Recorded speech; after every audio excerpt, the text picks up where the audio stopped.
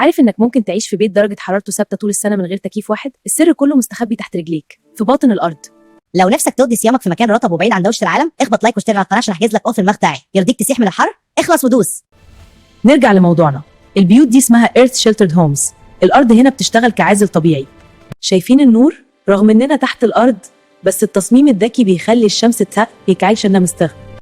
الهدوء هنا ملوش وصف. مفيش صوت عربيان وقراءة القرآن في ليالي رمضان الهادية. البيت ده حرفيا جزء من الطبيعة، السطح بتاعه جنينة ممكن تزرع فيها خضار في طارق، استدامة وشياكة في نفس الوقت. المطبخ هنا دايما بارد، يعني وقفة طبيخ في رمضان ما فيهاش تعب ولا عرق. المعمار اللي فكر في ده كان بيحبنا بجد. بصوا المنظر كأنك في فيلم خيال علمي. العمارة تحت الأرض بتدي خصوصية 100% وشكل ملوش مثيل. تفتكر تقدر تعيش في بيت تحت الأرض وما توحشكش الشبابيك التقليدية؟ ولا هتحس إنك محبوس؟ دي كانت رحلتنا تحت الأرض. استنوني بكرة في فيديو جديد يقلب موازينكم.